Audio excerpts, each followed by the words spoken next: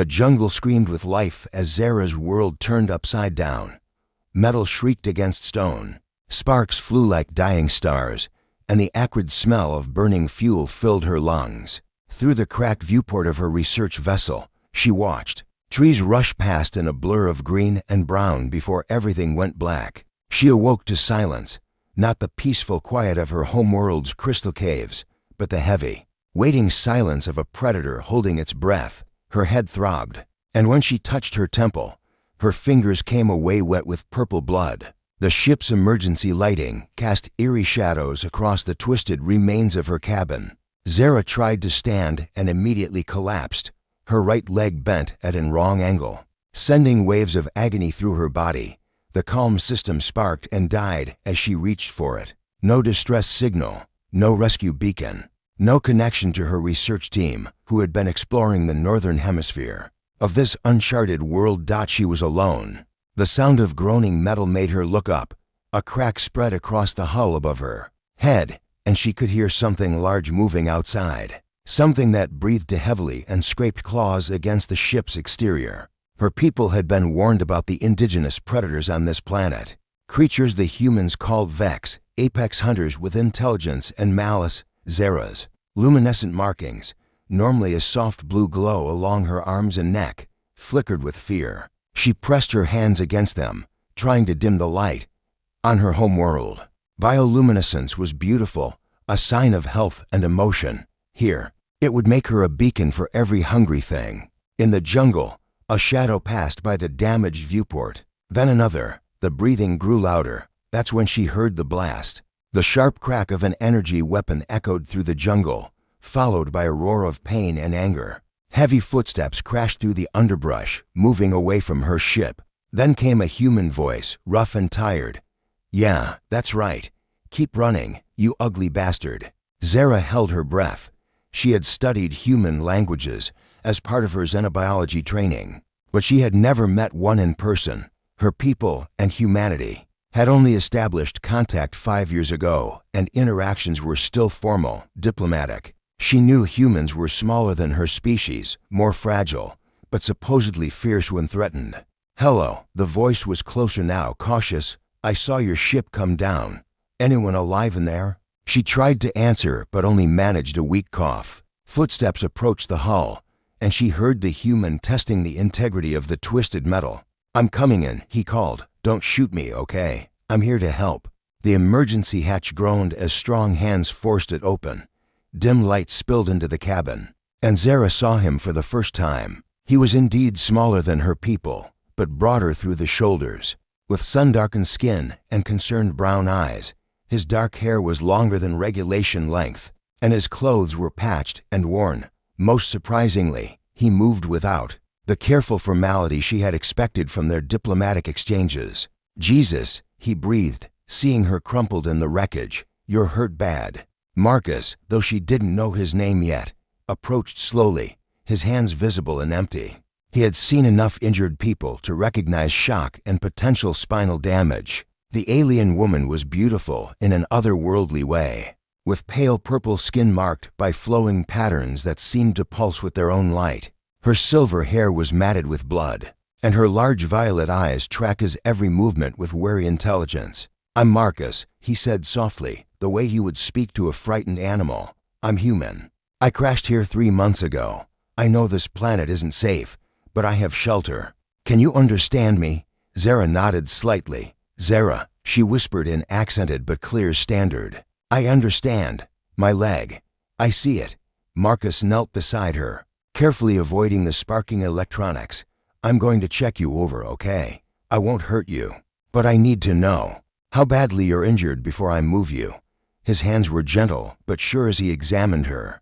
"Injuries. A broken leg, definitely. Possible concussion, cuts and bruises, but nothing that seemed life-threatening if treated quickly." What worried him more was the way her strange markings flickered and dimmed. He didn't know enough about her species to understand what that meant, but instinct told him it wasn't good. "The creatures outside," Zara managed. "Are they gone? For now. But they'll be back, especially once they catch your scent. We need to move." "I cannot walk." Marcus studied her face.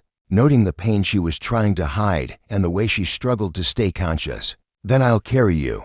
Before she could protest, he was sliding his arms beneath her, lifting with the careful strength of someone who had moved injured people before. She was lighter than he expected, but taller, her head coming to rest against his shoulder as he carried her from the wreckage. "My research," she whispered weakly. "The data cores, forget them. Nothing in there is worth your life." The jungle pressed close around them as Marcus made his way through paths only he could see. Zara drifted in and out of consciousness, aware only of his steady heartbeat and the sure way he navigated the dangerous terrain. Once, she heard the distant roar of something large and hungry, but Marcus just held her closer and kept walking. His shelter was a natural cave reinforced with salvaged materials. From his own crashed ship, a small fire burned near the entrance, and she could see supplies stacked neatly against the walls. It was rough but clean, the home of someone who had learned to survive in impossible circumstances. Marcus laid her gently on a makeshift bed of soft materials. "I'm going to set your leg," he told her. "It's going to hurt." Zara gripped his hand. As he worked, her luminescent markings flaring bright with pain before settling into a steady, soft glow. When he finished, she was breathing hard but alert. "Thank you," she said quietly. Marcus met her eyes, and for a moment, neither of them spoke. There was something in that silence, a recognition that went deeper than species or language. Two souls, lost and alone, finding each other in the vast darkness between the stars. "Rest," he said finally. "Tomorrow we figure out how to keep you alive." As Zara drifted toward sleep, she felt safer than she had since the crash. The human's presence was warm and solid beside her, and for the first time since leaving her homeworld, she wasn't alone. Outside, the jungle settled into its nocturnal rhythm, and somewhere in the darkness, predators prowled. But in the small circle of firelight, two beings from different worlds began the delicate dance of trust that would change both their lives forever. 3 days passed in a haze of pain and gentle care. Zara woke each morning to find Marcus already awake, tending the fire or preparing food with quiet efficiency. He had fashioned a crude but effective splint for her leg using materials from both their crashed ships, and he changed her bandages twice daily with hands that were surprisingly gentle for their obvious strength. "Kithara," she said on the second morning, pointing to the strange fruit he was preparing for her breakfast. "Kithara?" Marcus repeated carefully, his accent making the words sound rougher but not unpleasant. Zara nodded, then pointed to the similar earth fruit he was cutting for himself. "What do you call this?" "Apple," he said simply. She tried the word, her tongue struggling with the short, sharp syllables. "Appel. Your language is hard." "Sharp sounds." Marcus smiled, the first real smile she had seen from him. "Yeah, English isn't the prettiest language in the galaxy. Your people's words sound like music." "Valani," she said softly, the word carrying layers of meaning he couldn't grasp. "It means language of the heart. What we speak when we are, how do you say, safe? With those we trust, intimate," Marcus supplied, and something in his voice made her markings glow a little brighter. Each day brought small discoveries. Marcus learned that the patterns of light beneath her skin responded to her emotions, bright when she was in pain, soft blue when she was content, and a warm golden hue when she laughed at his clumsy attempts at her language. Zara discovered that humans expressed emotion through micro-expressions she was learning to read, and that Marcus had a habit of humming old Earth songs while he worked. "Tell me about your world," Marcus said on the fourth evening as they shared another simple meal by the fire. Her leg was healing well, and she could sit up without dizzy spells now. "Thesara," Zara said, her voice taking on a dreamy quality. "It is, how do you say, when crystal grows in caves, Giadas?" "Yes, but more. Our cities grow like crystal formations in vast caverns. The walls sing with resonance, and every surface holds light that our people have touched. At night, the entire city glows like stars fell to ground." Her markings pulsed in harmony with her words, creating patterns Marcus was beginning to recognize as expressions of deep emotion. "It sounds beautiful." It was. The light beneath her skin dimmed. "I studied life forms. Biology, my sister Nira always said I spent too much time with specimens and not enough with people. Where is she now? Zara's markings flickered and went almost dark. The plague. 3 cycles ago. Many of our young died before we found cure. That is why I came here, to study new organisms, find new medicines. But now, Marcus reached out without thinking, covering her hand with his. I'm sorry, I know what it's like to lose someone you love.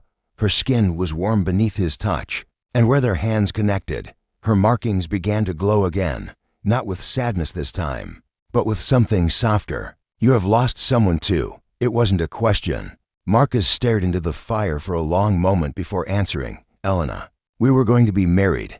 She was a medic, working in the outer colonies. Pirates hit her station 2 years ago. This is why you are here, alone on dangerous world. Marcus's laugh was bitter. I volunteered for every suicide mission I could find after that.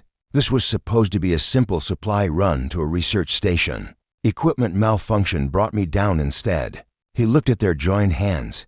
Maybe the universe has a sense of humor. How do you mean? Sending me someone else to protect when I couldn't protect her? Zara's markings flared bright at his words, and she squeezed his hand. I do not need protection. Marcus of Earth.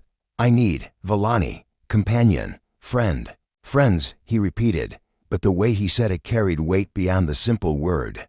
On the 5th day, Zara insisted on helping with their daily tasks despite Marcus's protests. She couldn't walk far on her injured leg, but she could prepare food and tend the fire while he hunted and gathered supplies. Working together created an easy rhythm between them, and Marcus found himself looking forward to returning to the cave each evening. Your turn, Zara said that night, settling beside him as they ate. Tell me of Earth. Cities of metal and glass reaching toward the sky, Marcus said, unconsciously mimicking her storytelling cadence. Oceans so vast you can't see the other. Sighed. My home was in mountains covered with trees that changed colors with the seasons. Seasons, the world grows cold and warm in cycles. In autumn, the cooling time, leaves turn red and gold before falling like snow. Zara's markings swirled with fascination. On the Sara, temperature never changes, always perfect, always the same, but your world lives and dies and lives again. Something like that. Marcus found himself studying the play of light across her features. It's beautiful in its own way, violent sometimes, but beautiful, like you, she said quietly. Their eyes met across the small fire, and Marcus felt something shift in his chest. I'm not beautiful, Zara. I'm just a guy who fixes things for a living. You fix more than machines, she said, her markings pulsing in slow, hypnotic waves. You fixed my fear. You fixed my loneliness. You fixed the broken pieces in my heart. I did not know we're bleeding. The air between them seemed to thicken, charged with possibility. Marcus reached up to brush a strand of silver hair from her face, and her markings flared at his touch. Zara, a distant howl echoed through the jungle, followed by answering calls. The moment shattered as both of them tensed, remembering the dangers that surrounded their small sanctuary. Vex pack, Marcus said, already reaching for his weapon. They're hunting. Zara struggled to stand, her markings now blazing with protective instinct rather than softer emotions. They are drawn to light. My light. Then we'll deal with it. Marcus helped her settle back down, his hand lingering on her shoulder. Together, as the howls grew closer, Zara realized that somewhere in the past 5 days, everything had changed. The human beside her was no longer just her rescuer or even her friend. He was becoming something more precious and more dangerous than either of them had expected. And tomorrow, she would have to decide if she was brave enough to let him know. The morning brought an unnatural stillness to the jungle. Even the usual chorus of alien birds had fallen silent, leaving only the soft crackling of their fire and the whisper of wind. Through the canopy above, Marcus checked his weapon for the 3rd time while Zara tested her weight on her healing leg, wincing but managing a few steps. The Vex pack moved on, Marcus said, though his voice carried doubt. Tracks head north toward the river.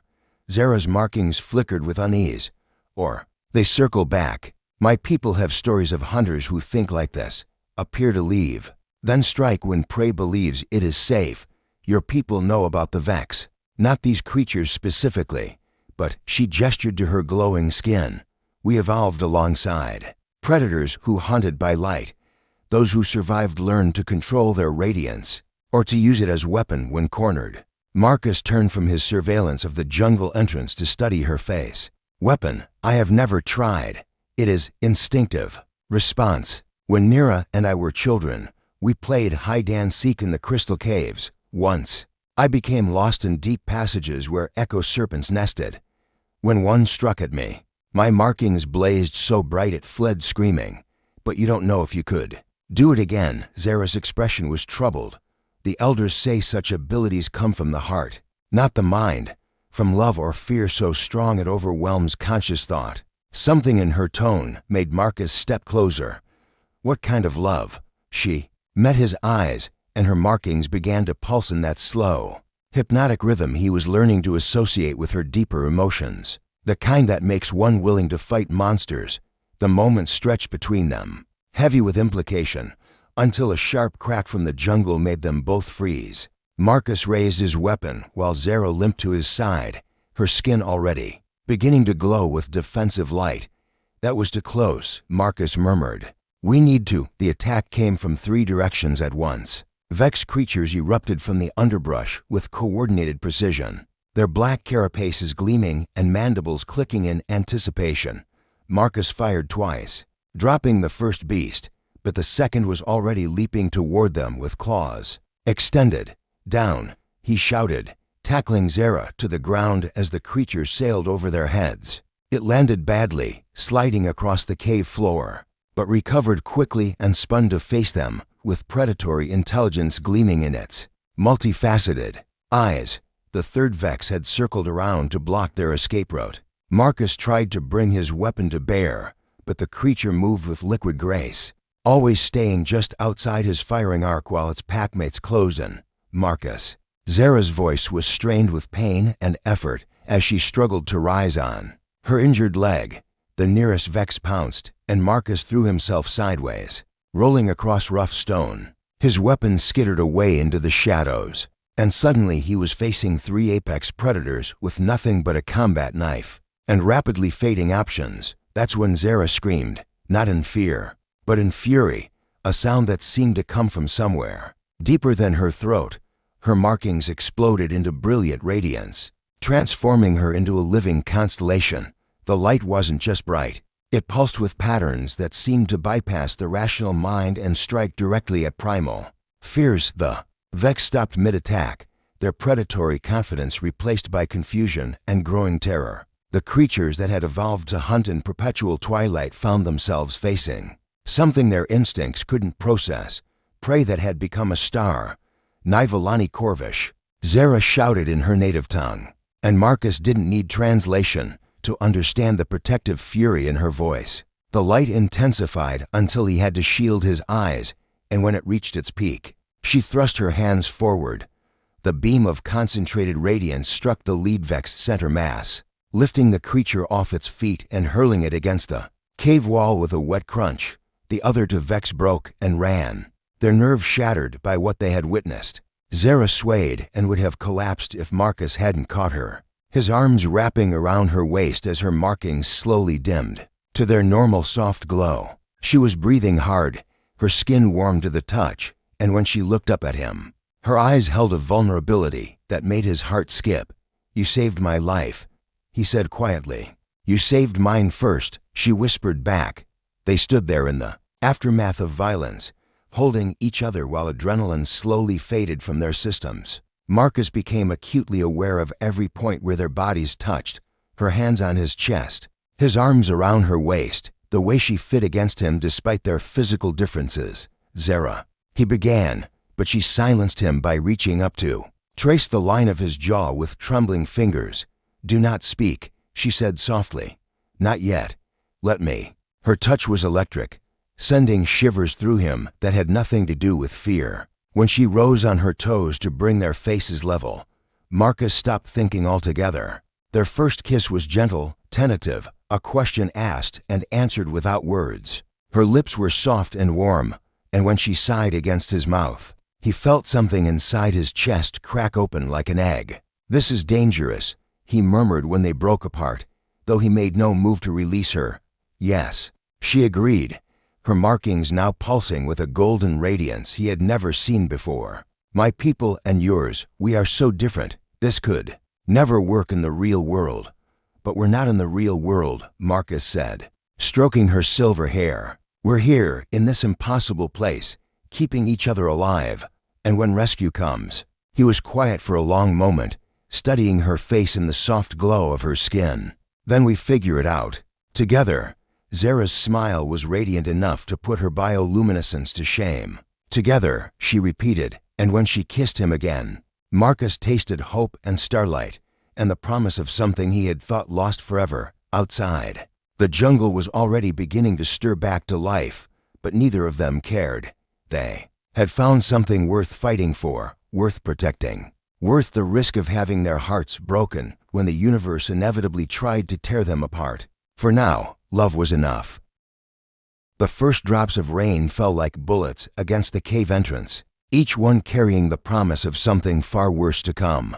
Marcus had lived on this planet long enough to recognize the signs. The way the air pressure dropped, how even the most aggressive predators sought shelter, the unnatural green tint to the darkening sky. Storm season, he said grimly, watching the wind bend trees nearly horizontal. These can last for days. Zara limped to his side, her markings flickering, with concern as she observed the rapidly deteriorating weather.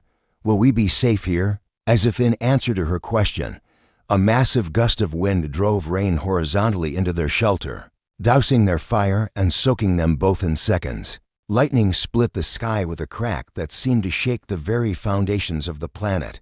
Not safe enough, Marcus said, already gathering their essential supplies. There's a deeper chamber system further back. I've been meaning to explore it, but you had no reason to go deeper underground, Zara finished, understanding immediately. When you were alone, isolation was sometimes preferable to the claustrophobic feeling of being trapped. They moved quickly through the cave passages, Marcus leading with a small light while Zara's natural luminescence provided backup illumination. Her leg was much stronger now, though she still favored it slightly. The deeper they went, the more the sound of the storm became a distant rumble rather than an immediate threat. Here, Marcus said, stopping at a natural chamber larger than their previous shelter. The walls were smooth stone, carved by millennia of water flow, and the ceiling was high enough that their light couldn't reach it.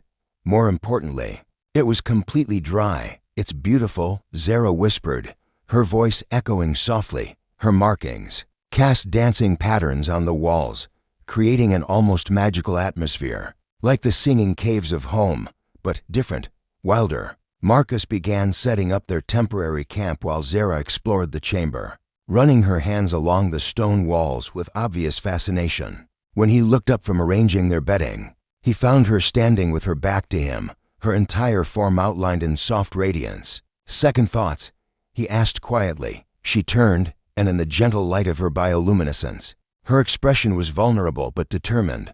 Many thoughts, but not second ones. The storm outside intensified, and with it came a different kind of electricity between them. They were completely cut off from the outside world now, in a space that felt removed from time and consequence. When Zara moved closer to help him arrange their supplies, every casual touch seemed charged with significance. Tell me about Elena, she said suddenly as they settled beside each other on the makeshift bedding. I want to understand who she was to you. Marcus was quiet for so long that Zara began to think he wouldn't answer. When he finally spoke, his voice was distant with memory. She was light. That's the word that always comes to mind. She had this way of making everyone around her feel like they mattered. When she walked into a room, it was like someone had turned up the brightness. He paused, studying Zara's face in the soft glow. She would have liked you, would have been fascinated by your biology, your culture. She always said the universe was too big for humans to be alone in it. You loved her very much. I did, but Marcus reached out to trace one of the luminescent patterns on Zara's arm, marveling at the way it brightened under his touch. What I feel for you is different. Elena and I grew up together, fell in love gradually. This is like being struck by lightning. Zara's markings pulsed in response to his words. On the Sara, we have concept called Thyara, the heart spark, that ignites between souls across impossible distances. My parents told me it was myth. Beautiful story for children. And now I think perhaps myths exist, because some truths are too large for ordinary words. Thunder crashed overhead, and instinctively they moved closer together. The chamber suddenly felt more intimate, more private, as if the storm had sealed them away from everything else in the universe. I'm scared, Zara admitted quietly, of the storm, of this ending, of rescue ships coming and taking us back to our separate worlds, of losing this feeling before I understand what it means. Marcus cupped her face in his hands, his thumbs stroking across the delicate patterns of light beneath her skin. Then don't let it end. Not tonight. When he kissed her this time, there was nothing tentative about it. Zara responded with equal intensity, her hands fisting in his shirt as she pulled him closer. Her markings blazed brighter, painting them both in golden radiance. Korvani Thyara. She whispered against his lips, Tel Maravi Nai. What does that mean? Heart spark burning bright. You are my chosen light. She smiled, and it was radiant. It is what my people say when we give our hearts completely. Marcus felt something profound shift inside his chest. I love you too. They made love slowly, tenderly, learning the geography of each other's bodies while the storm raged overhead. Zara's bioluminescence responded to every touch, every kiss, creating a light show that was uniquely theirs. Marcus discovered that the patterns changed with her emotions, flowing like water when she was aroused, flaring like stars when she reached climax, settling into steady pulses as she lay curled against his chest afterward. No one has ever seen me like this, she murmured drowsily. My people, we dim our lights during intimacy. It is considered too revealing, too vulnerable. You're beautiful, Marcus said simply. All of you, every part. As the storm continued its assault on the world above, they talked through the night, sharing stories of their childhoods, their fears, their dreams for a future that seemed increasingly impossible the more they wanted it. When the ships come, Zara said near dawn, they will expect me to return to my research, to find the cure I came here to discover, and they'll expect me to report back to my commanding officers, assuming I still have a career after being stranded this long. So we pretend this never happened. Marcus was quiet, stroking her hair as she lay against his shoulder. Outside, the storm was finally beginning to weaken, and with the approaching dawn came the terrible weight of reality. Or, he said carefully, we decide that some things are worth fighting for. Zara lifted her head to look at him, her markings bright with hope and determination. The frontier worlds, places where humans and my people work together, wherein engineer and a xenobiologist might find common ground. Are you suggesting we run away together? I am suggesting we run toward something together, as if summoned by their words. A new sound cut through the dying storm, the distant whine of atmospheric engines, rescue ships, finally tracking their emergency beacons. Marcus and Zara looked at each other, both knowing that in a matter of hours, their impossible paradise would be invaded by duty, expectation, and the vast complications of interstellar politics. But, in that moment, holding each other in their cave of light, they made a choice that would change both their worlds forever. The rescue ships descended through the clearing skies like metallic angels, their hulls gleaming with the promise of civilization and safety. Marcus and Zara emerged from the cave system hand in hand, squinting in the sudden brightness as three vessels settled onto the jungle floor with carefully controlled thrust burns. Two of the ships bore the elegant, crystalline design aesthetic of Zara's people, all flowing curves and surfaces that seemed to sing in harmony with the wind. The third was purely human, military, angular, functional, built for war rather than beauty. Marcus felt Zara's hand tighten in his as figures began emerging from the airlocks. Research team leader Zarade Luminarch called a tall figure from the nearest Thesaran ship, his skin bearing the deep purple markings of high rank. We have searched for 17 rotations.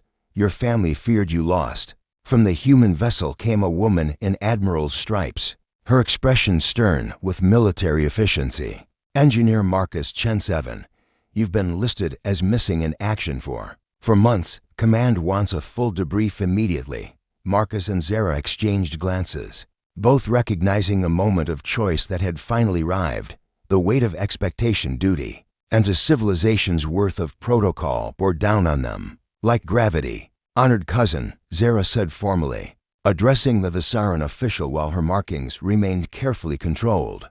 I am grateful for your efforts. However, my research here is not yet complete. Research, the official's bioluminescent patterns flickered with confusion. Child, you were investigating botanical specimens for pharmaceutical development. Surely anything of value can be gathered and analyzed in proper laboratory conditions. Begging your pardon, sir, Marcus interjected, but the most valuable thing discovered on this planet can't be gathered. The human admiral stepped forward, her eyes sharp with suspicion. Engineer, you'll report for immediate medical evaluation and debriefing. Whatever you think you've found here, I assure you it can be properly documented through official channels. Actually, Zara said, her voice growing stronger. It cannot. She turned to Marcus, and in full view of both rescue parties, her markings blazed with golden radiance as she rose on her toes to kiss him. The bioluminescent display was impossible to misinterpret. Even the humans could recognize the biological indicators of deep emotional bonding. The silence that followed was deafening. This is highly irregular, the Thasaran official sputtered, his own markings flashing through what Marcus was learning to recognize as shock and disapproval. Interspecies romantic attachment is, it has never been, the biological compatibility alone is perfectly viable, Zara said calmly, as I have discovered through extensive personal research. The human admiral's expression could have frozen plasma. Engineer, you're clearly suffering from some form of psychological trauma. Extended isolation can cause someone to realize what actually matters. Marcus interrupted, keeping his arm firmly round Zara's waist. I'm resigning my commission, Admiral. You can't resign in the field, son. That's not how military service works. Then court-martial me. Before anyone could respond, the jungle erupted. The Vex pack that had been stalking them for days chose that moment to make their final assault. Drawn perhaps by the noise and energy signatures of the ships, a dozen of the creatures burst from the tree line with coordinated precision, their black carapaces gleaming and mandibles clicking with predatory hunger. Chaos erupted as security teams from both rays. Q ships opened fire, but the Vex had learned to adapt to energy weapons. They scattered and regrouped with terrifying intelligence, using the ships themselves as cover while they pressed their attack. The cave, Marcus shouted, pulling Zara toward their former shelter as plasma bolts sizzled through the air around them. But Zara had stopped moving. Her markings were blazing with protective fury, and when she spoke, her voice carried clearly over the sounds of battle. Korvani Nai, Thyaravel Maradi. Marcus didn't need translation. He could hear the love and determination in every syllable. Zara was preparing to make her stand, not just against the Vex, but for their right to choose their own destiny. Together, he said, raising the weapon he'd retrieved from his gear. Together. She agreed. They fought as one, Marcus's precise shots coordinating with Zara's devastating light attacks to clear a path through the pack. Her bioluminescence had evolved into something beyond mere defense. It became a weapon of pure will, striking down any creature that threatened what they had built together. When the last Vex fell, the jungle seemed to exhale in relief. In the sudden quiet, Marcus and Zara stood surrounded by the aftermath of battle, still holding each other, still blazing with shared determination. The Thasaran official was the first to speak, his voice subdued. That was remarkable tactical coordination. Years of training couldn't have produced better results, the human admiral admitted grudgingly. Because it wasn't training, Zara said, her markings now pulsing in calm, steady waves. It was Thyara, heart spark, the bond that makes two souls stronger together than either could be alone. Marcus squeezed her hand. We're requesting asylum on Kepler Station, neutral territory, joint human Thasaran operation. I hear they need good engineers and xenobiologists, Zara added with a smile. The officials exchanged glances, clearly recognizing a fait accompli when they saw one. 3 years later, observation deck of Kepler Station. offered a view of 3-star systems simultaneously, their light painting Aurora Zara's garden in shifting rainbows of color. Marcus found her there most evenings, tending to hybrid plants that shouldn't have been able to grow in the same soil, but somehow thrived under her care. The earth roses are blooming again, she called as he approached, her markings bright with contentment, and the siren's singing vines are harmonizing with the wind chimes I installed. Marcus replied, settling beside her on the bench they'd built together. I think your theory about sympathetic resonance is proving itself. Like U.S., Zara said, leaning against his shoulder as they watched ships from a dozen worlds dock and depart in the distance. Like us, Marcus agreed, pressing a kiss to her silver hair dot in the garden around them. Impossible hybrid flowers bloomed in defiance of biological law, proving that sometimes the most beautiful things grew not in spite of their differences, but because of them. And in the vast darkness between the stars, love had found a way to take root and flourish.